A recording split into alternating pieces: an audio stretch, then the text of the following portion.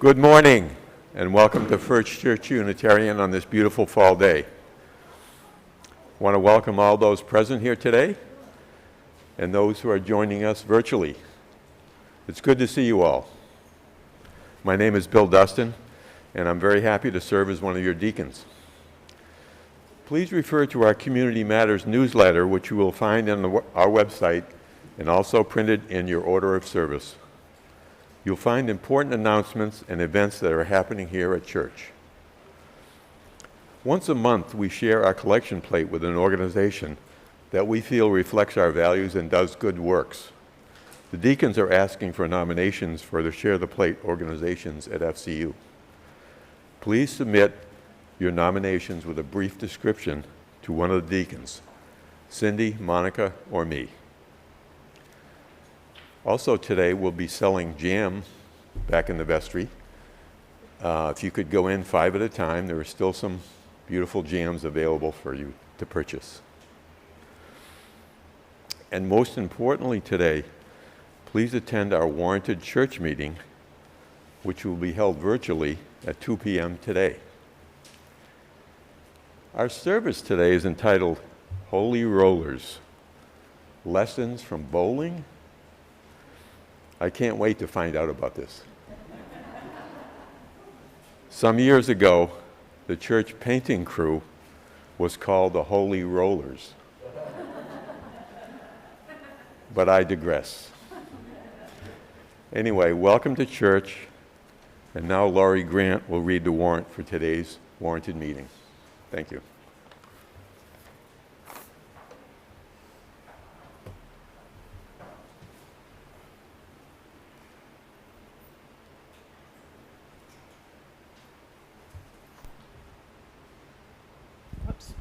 Sorry, one sec. There we go. Hi, I'm Lori Grant, the clerk. First, the member list is now available on our website as well as posted at the church. I am notifying you, the members of First Church Unitarian, that you are lawfully entitled to vote in its affairs, to meet on a Zoom call. The link will be provided after church services on October 24th at 2 p.m. following the Sunday service, to act on the following articles. First, to review and accept the minutes from the May 16th, 2021 warranted meeting. Second, consider recommendations for the disposition of fiscal year 2020 to 2021 surplus. Third, to renew the Neighborhood Supper Task Force for another year. And fourth, to transact any business that may lawfully come before said meeting. I look forward to seeing you all on the 24th at 2 p.m. on Zoom. Have a great day. I'll see you soon. Bye.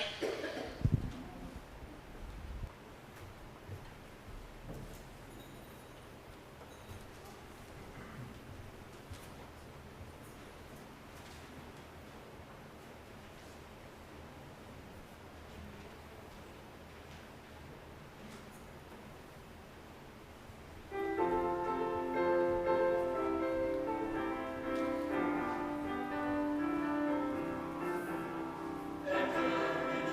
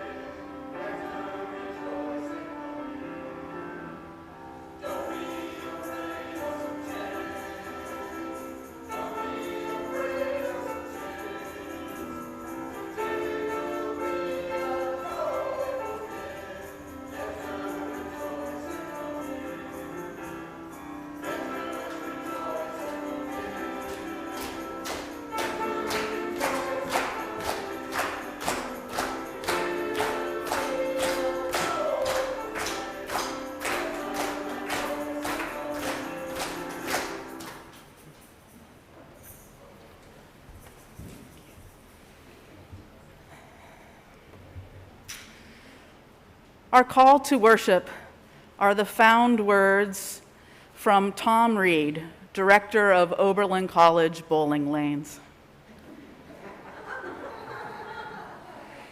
It seems so simple. It should not be complicated at all. You pick up the ball and roll it down the lane. We walk in with our own world and set of problems. When you come into the bowling center, everyone puts on the clown shoes.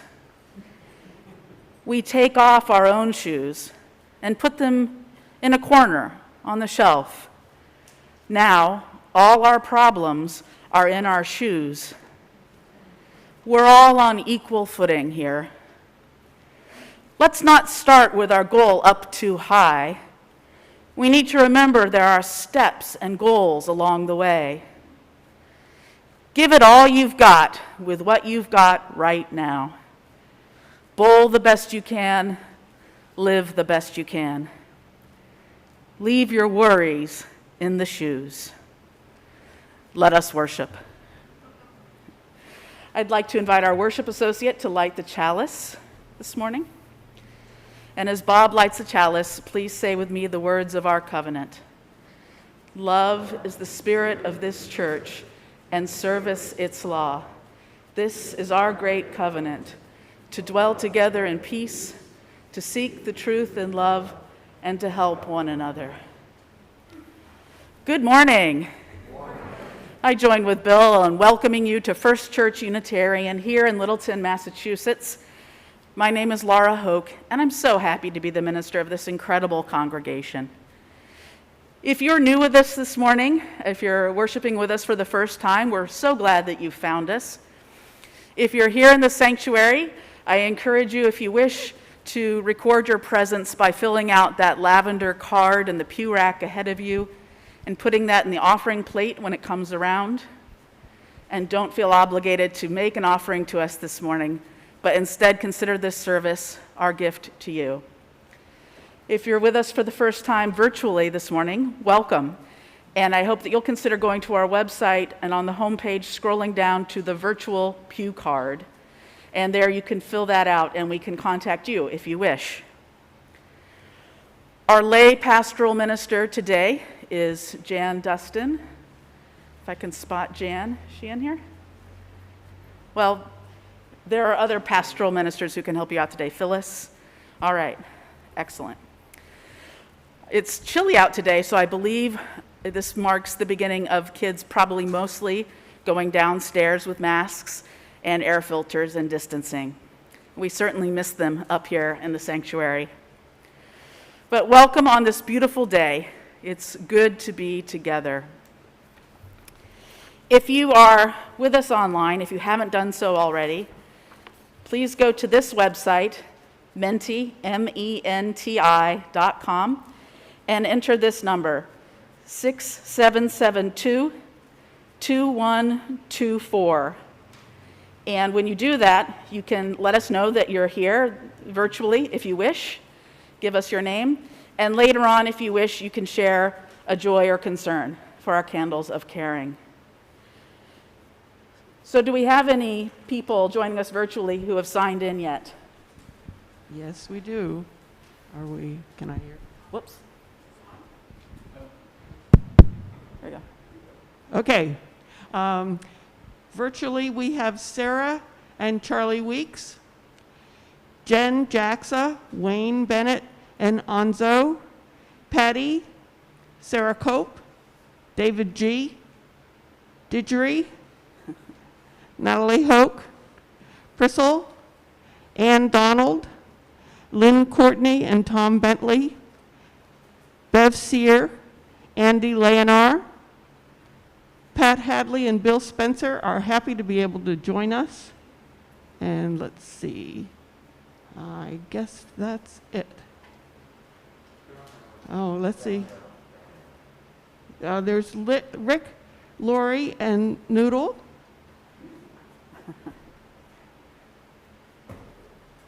And Lori Grant. And that's it. All right. Thank you. So just a reminder that there are more folks, usually, so far always, more folks watching us online than are here in the sanctuary. And some of them share their names, and it's great to then be able to visualize them. So welcome all of you, whether you signed in or not. It's so great to have you with us this morning. All right, normally we would be singing our hymn, but it is our yellow light tradition to make a joyful noise. And so Molly will lead us.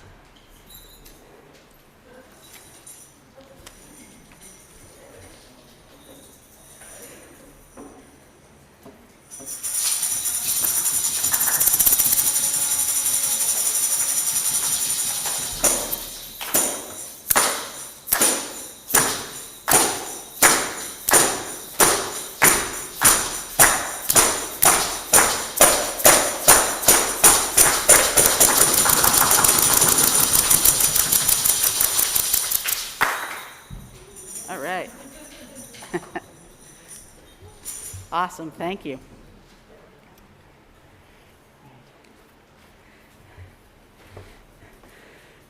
First Church Unitarian is self-supporting, and each week we ask you to be generous. You're always generous with us with your time and your talents, and as you are able, it's wonderful when you can be generous as well with your treasure or cash gifts. If you are here in person, if you wish, you can put a cash gift, an offering, or a pledge payment into the plate when it comes around. If you're online and you wish, you can go to our website, fculittle.org, and there you can go to the yellow donate button in the upper right. Donate online if you wish, or you can mail in a check. This morning's offering will now be given and received in grateful appreciation.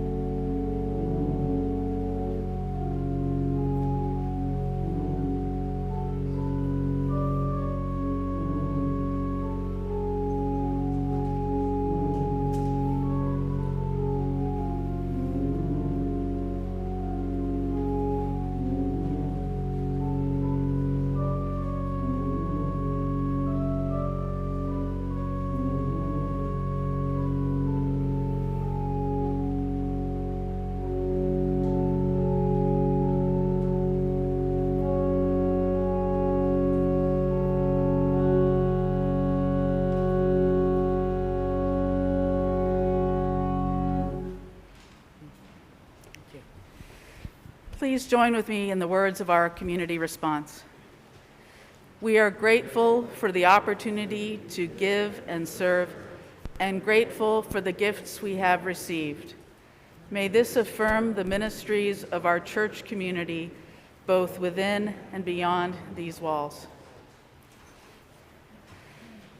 Most weeks, this congregation shares a time to share and feel again our deep connections to one another and that which we consider holy. It's in this spirit that we share in the candles of caring. If you have a special joy or concern that you would like to share this morning, we would ask that you share briefly so that everyone here who wishes to share has the time. If you're here in person, we'll ask that you raise your hand up high enough that we can see you, and we'll bring the microphone to you where you are. For those of you who are worshiping with us virtually, again, I invite you to go to the website Menti and put in 6772-2124, and you can share a joy or concern with us there. And our worship associate will read that for us. Are there any joys or concerns to share this morning?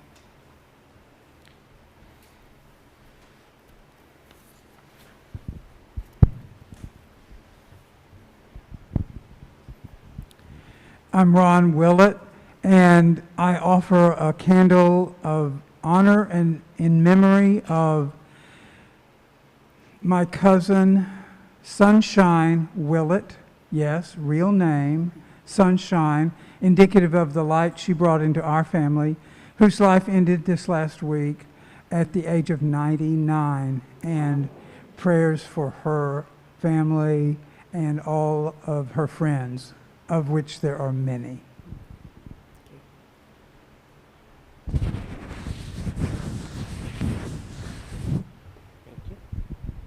Hi, I'm Sabra. This is a candle for my mom, who would have turned 105 last Saturday, the day after I turned 67. Thanks. Bye. Thank you.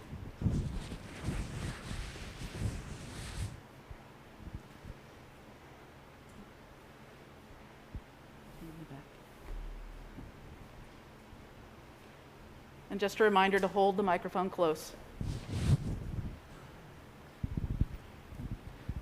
Hi, my name is Anna. This is a Candle of Joy. On Friday, I had the opportunity to participate in a company retreat. They made sure that everybody was vaccinated, tested negative for COVID and all of that. And there's some people that I had never met before, only online. We did a Mobsters and Lobsters tour in Boston, a bus tour, and ate at the Venezio restaurant. And then we went back to the office and built bikes for charity and brought them over to the Chinatown YMCA. And so it's a really, really nice day reconnecting with everyone. That's great.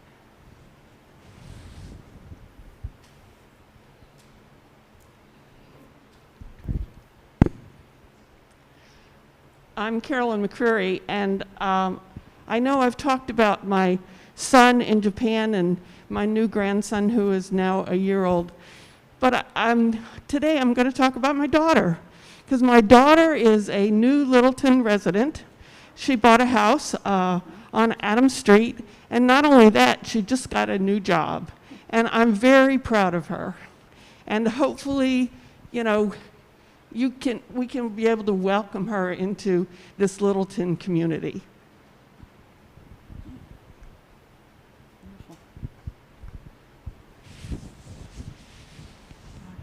All right.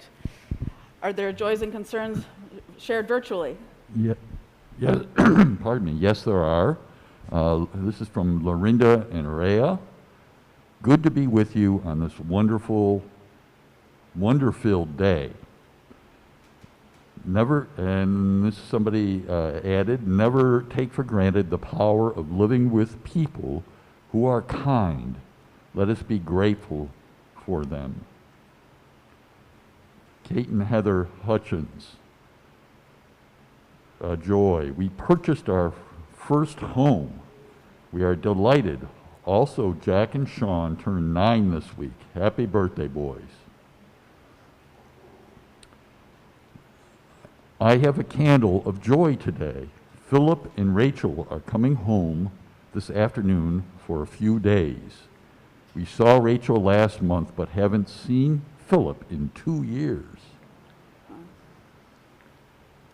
From Lynn, my nephew's wife, Shirley Courtney, who was struggling with an infection after a knee replacement, found out she has MRSA, the very dangerous antibiotic resistance staph infection. Please hold her in your thoughts as she goes through treatment. A joy to report that our nephew Jeff Caparel graduated from Massachusetts State Police Academy on Thursday. I have known him since he was born and know that he is the most even-tempered, gentle soul. I think that's it. Okay. All right. I'd like to ask for one additional candle, and let this candle represent all the joys and concerns that are with us this morning, but that remain unspoken. Please join with me in the spirit of meditation or prayer. Once again, we have come together in love and trust, sharing those cares dearest to us with this gathered community. Let us hold in our thoughts and hearts, perhaps in our prayers, those joys and concerns that were spoken, as well as those that remain unspoken, as we share together in a time of sacred silence.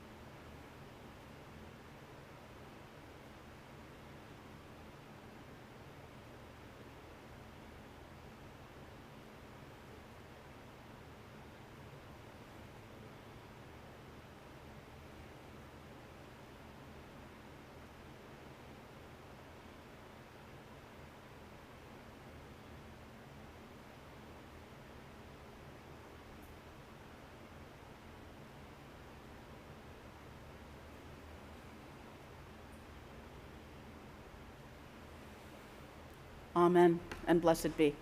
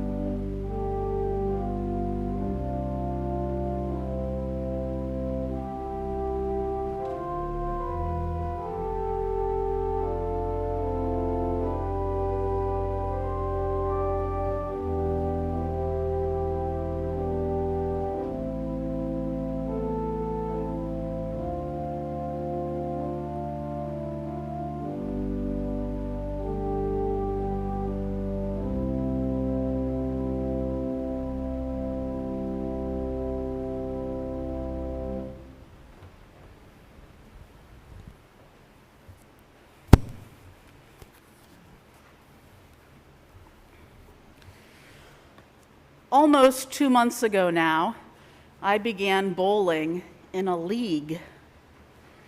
I've never bowled in a league before. It's totally new. I've been a very casual bowler all my life, like many North Americans. Bowling was always just an affordable and fun recreational activity, something to do to socialize with friends or coworkers or family, and getting some laughs and moving at least a little bit too. Now here in New England, you have to specify whether you're talking about candlepin or duck pin or 10-pin. I'm talking about 10-pin, which is what it meant where I was growing up and what I think it means most places in North America. The invention of bowling goes back so far that it's hard to know the exact origins. There are depictions of ancient Egyptians playing a game that looks a lot like what we call bowling. They discovered a tomb in Egypt of a child dating back to 5200 BC, and in that tomb with the child they found what looked like pins and a ball. The version that came to the United States, not surprisingly, came from Europe. According to the Encyclopedia Britannica, the modern sport of bowling at pins probably originated in ancient Germany, not as a sport, but as a religious ceremony. As early as the 3rd or 4th century AD, in rites held in the cloisters of churches, parishioners placed their ever-present club or kegel at one end of the runway, resembling a modern bowling lane. The kegel was said to represent the heathen. A stone was rolled at the kegel, representing the heathen, and those successfully toppling it were believed to have cleansed themselves of sin. The encyclopedia goes on. Although the peasants' club evolved into pins, the association remained, and even today, bowlers are often called keglers. I bet you thought it came from a different keg, didn't you? Jumping ahead to the 16th century AD in Germany, apparently Martin Luther himself was a bowling fan and had a bowling green built next to his home. How about that? Growing up, I remember fondly one year that my family went bowling most weekends. I would have been about 11 or so, my brother, a teenager, about 15. I don't think our sisters went much. They were probably away at school. Just me, my brother, my mom and dad, and we actually had fun. It's hard to think of much else we did that was fun, the four of us together, during that era. But bowling provided just enough distraction that we could converse more easily. It took the white light stage fright out of talking to parents that you can sometimes have in those years. Eventually, it came full circle as I took my young teen stepson bowling with a couple of his friends and his mom, Emily. And again, it had that magical effect on what was otherwise sometimes some pretty stilted conversation. Bowling is one of a very small number of activities where Americans say, hey, let's do so-and-so, just for casual entertainment, along with, hey, let's go to the movies. Maybe, hey, let's play mini golf. It's something that many people can do, barring physical disabilities or injuries that might prevent it. It's something that almost everyone knows what it is, knows the very basic concept involved, and really there aren't too many things that fall into this category. So bowling is a great social opportunity. Some of you might remember the book Bowling Alone by Harvard professor Robert Putnam, published in the year 2000. The telling subtitle of the book was The Collapse and Revival of American Community.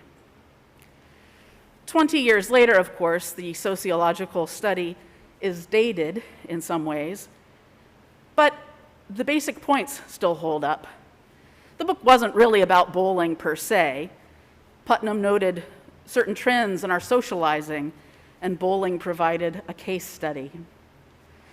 Putnam wrote, "The most whimsical yet discomforting bit of evidence of social disengagement in contemporary America that I have discovered is this: more Americans are bowling today than ever before, but bowling in organized leagues has plummeted." And that is still true. I can update the numbers a bit. Statistics show us that at the peak of league bowling in the late 1970s, there were more than 9 million league bowling members in the United States. Before the pandemic, in 2019, there were fewer than 2 million. But meanwhile, more of us are actually bowling outside of leagues. In 2010, 39 million Americans went bowling. In 2018, 67 million did, from 39 million to 67 million. So what's happening? More and more Americans are going to bowling parties and events, but with people they already know well. Often people they love, just as I have done most of my life. And while that's social, and it's good, it's still a shame, in my opinion, that bowling leagues are declining. And I say that based largely on my experience so far, just these past couple of months. When you bowl in a league, you're bowling with strangers. Sometimes a couple of friends join a league together, but still, you're mixing mostly with strangers. I didn't know a soul in my league when I started. My league is called the Cool Cats. We're alley cats. And it's for women who want to bowl early Wednesday morning. That's it. That's all we have in common. The scores are handicapped, and we have great diversity in age and size, income, educational levels, politics, and skill in bowling. We're all over the place. Most of the women are older than I am by 15 or more years. Some have an average bowling score of about 175, which is pretty good, and some have an average of around 50. It doesn't matter. The handicaps even it out. And we cheer each other on, and we go for our personal best, and we have fun. Now, I know in my league I'm outside of my usual social bubble because I notice each week that I get a little nervous when I get out of or when I get back into my car with all of its telltale bumper stickers. What will they think of the Abolish ICE Immigration Customs Enforcement sticker? What will they think when they see my Black Lives Matter sticker? What will they think of my Keep Jesus Brown bumper sticker? I always hold my breath. So far, the only comment I have received was a sincere thank you for your service in response to my Navy veteran license plate. I suspect I'm pretty far out of my bubble, for the most part, in my bowling league. Well, good. There aren't that many places that Americans with differing views can come together. And this is a place, probably the only place in my life, where I'm forming actual relationships with people who think very differently in some cases. And I can't help but think that that's probably a good thing. Bowling is a great equalizer in so many ways. It cuts across lots of different demographic lines, yes, but also there is more than one way to skin a cat. I hate that expression.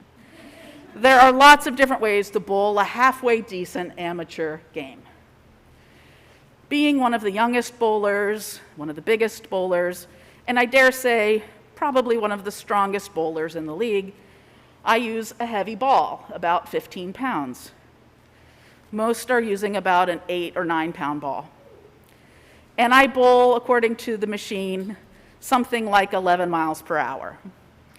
I can't tell you, though, how many times I bowl my 15-pound ball, 11 miles per hour down the lane, the same time that a 90-year-old woman is in the lane right beside me, and I'll knock down 8 or 9 pins, as I often do, and I'll stand there waiting for her ball to go down the alley, and waiting,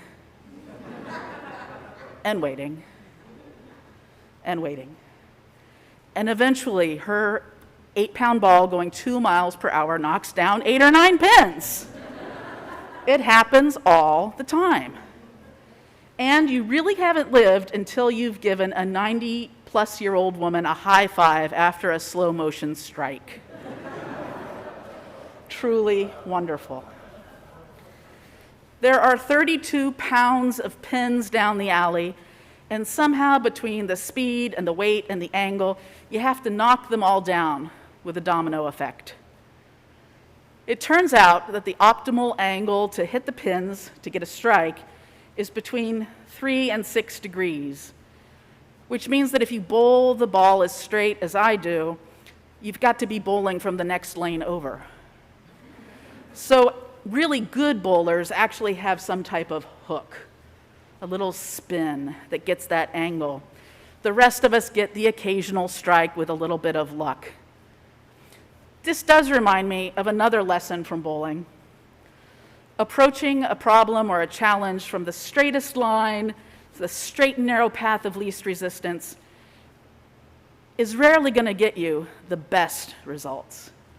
If you want to knock them down or knock them dead, consider all the angles, try something a little harder but better, and give it a little ginger.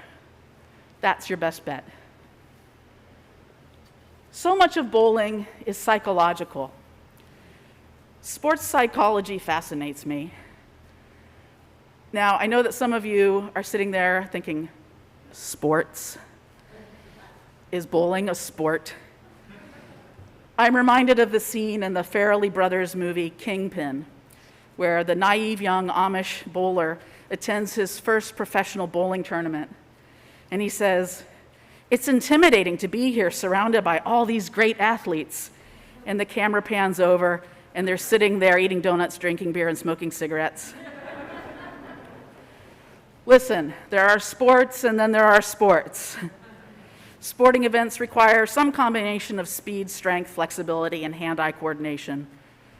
Bowling doesn't require a whole lot other than hand-eye coordination, but I'm still going to call it a sport, acknowledging that it's not exactly the decathlon. All sports involve a lot of psychology.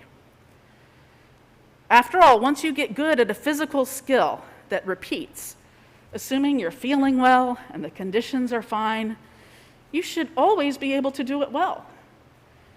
But it doesn't always play out that way. In team sports, there are lots of variables, your teammates, the other team, and so on. But in individual sports, you should have so much control. Especially bowling, unlike golf, you don't even have to worry about the weather. There aren't different courses. The lanes are basically very standardized. So you're really just competing against yourself. Once I bowled a 202, believe it or not. I have never repeated that, but why not? It's the same every time. If I have it in me, I should be able to repeat it. Okay, maybe 202 was a little fluky, but I consistently bowl 140, yet sometimes I don't. But why not? It's more in the mind than the body. I have all the physical ability to bowl between 140 and 200 every time, but my mind gets in the way. I am my own worst enemy when bowling. In fact, I'm my only enemy when bowling. And life is often like that. Maybe I'm naive, but I believe that almost everyone around me in my world is either benignly neutral toward me or actively cheering me on. My family cheers me on, you cheer me on, my friends. I honestly believe you're all happy for me when something goes well for me. And more than that, you even help me out if I ask for your help. How do I ever come up short? but I do. I, like most of us, get in my own way. No one is holding me back but me. Bowling is proof. One of the great bowling movies is The Big Lebowski, a Coen Brothers film. You might recall that in The Big Lebowski, Jeff Bridges plays a character known as the Dude, and he bowls in a league with a couple of his friends. The Dude's attitude is so laid back that it inspired some of the movie's fans to invent a tongue-in-cheek religion called Dudism. And Dudism is a derivative, really, of Taoism. In fact, they created the Dude De Ching in place of the Tao De Ching. There might be some cultural misappropriation there, I'm not sure. But the Dude knows how to ride out life's ups and downs, its strikes and gutter balls. If you've seen the movie, you know that the Dude abides and can always return to his center with the simple mantra, let's roll. Bowling reminds us to roll with it. There is a Tao of bowling, a Zen to bowling. A good bowler knows your arm isn't supposed to swing the ball. The ball and gravity swing your arm. You are but a vessel. You let it happen. Minimal effort, best results. Indeed, it's a little bit like the Taoist concept of Wu Wei, which I've talked about here before, the action of inaction, to do without doing. Sometimes you just need to let something happen. Relax, get out of the way, and let gravity and the ball do the heavy work. Don't overthink.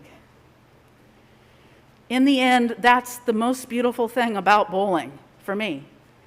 It's a lifetime sport with great appeal across many different groups, with great potential for socializing, a game that doesn't require us to take it too seriously, with simple rules, and it's the great equalizer. When this pandemic is in a different place, I'd love to go bowling with you. Let's be holy rollers together, knock over some kegels, and make Martin Luther proud. As Tom Reid, director of the Oberlin College Bowling Lanes, put it, we walk in with our own world and set of problems. When you come into the bowling center, everyone puts on the clown shoes. We take off our own shoes and put them in the corner on the shelf. Now, all our problems are in our shoes. We're on equal footing here. So leave your worries in your shoes and let's roll. May it be so. Blessed be, and amen.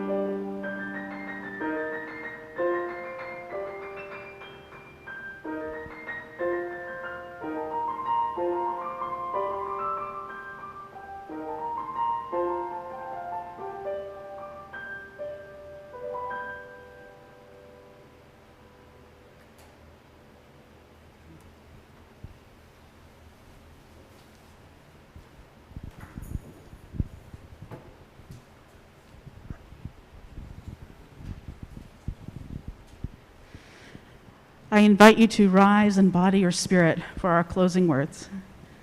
And if you wish, put out your hands, feel each other's energy, the energy in the room, the energy across the internet to our virtual friends as well. For our closing words. Friends, when's the last time you left your troubles in your shoes? When's the last time you got out of your own way? Let nature take its course with so many positive possible outcomes.